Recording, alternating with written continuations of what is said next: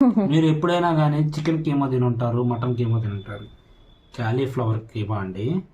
ఎట్లా ఉన్న టేస్ట్ చేస్తున్నా, నేను ఎప్పుడు తినలేదు.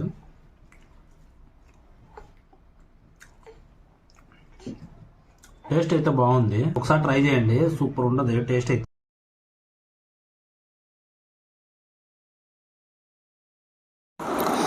అదేం కాదులేండి, నేను చేసిన దానికైతే మా ఆయన పేరు పెట్టాడనమాట. యాక్చువల్గా ఏమైందంటే ఇవి నేను ముక్కలుగా ఉంచకుండా కొంచెం మెత్తగా బాయిల్ చేశాను. అందుకని అది ఫ్రై చేసేటప్పుడు మంచిగా మ్యాష్ లాగా అయిపోయింది. ఇంకా దాని కీమా అని పేరు పెట్టాడు. ఎక్కడ ఉంది కాలీఫ్లవర్ అని అడుగుతున్నాడు అనమాట. అసలు నేను చేసే ప్రతి వంటకి వంక పడుతున్నాడండి. టేస్ట్ మాత్రం బాగా వచ్చింది. అలా అయినా కూడా చపాతీలో కానీ పూరీలో కానీ బాగుంటుంది నిజంగా. రైస్లో కన్నా కూడా ఇలా చేసుకుంటే నాకు ఈరోజే తెలిసిందనమాట. ఎందుకంటే అది ఫుల్గా కొంచెం బాగా బాయిల్ అయింది. చపాతీలోకి అయితే పర్ఫెక్ట్గా ఉంటుంది.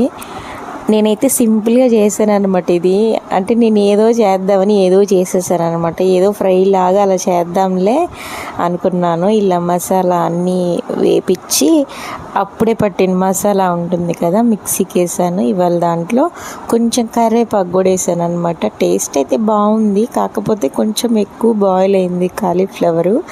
టేస్ట్ మాత్రం సూపర్ ఉంది, నిజంగా బాగుందండి. ఆయన చెప్పడం అని కాదు కానీ నిజంగా బాగుంది. మేము కూడా తిన్నాం కదా. కొంచెం కారం తగ్గిందనమాట, ఎందుకంటే కారం ఎక్కువగా నేను తినట్లేదు. కారం తినే వాళ్ళైతే కారం ఇంకొద్దిగా వేసుకుంటే కలర్ఫుల్గా టెంప్టింగ్గా ఉంటుందన్నమాట. నేను కారం కొంచెం తక్కువ వేసాను, ఎందుకంటే పొట్టలో మంట వస్తుందని నేను తక్కువే వేస్తున్నాను ఈ మధ్య.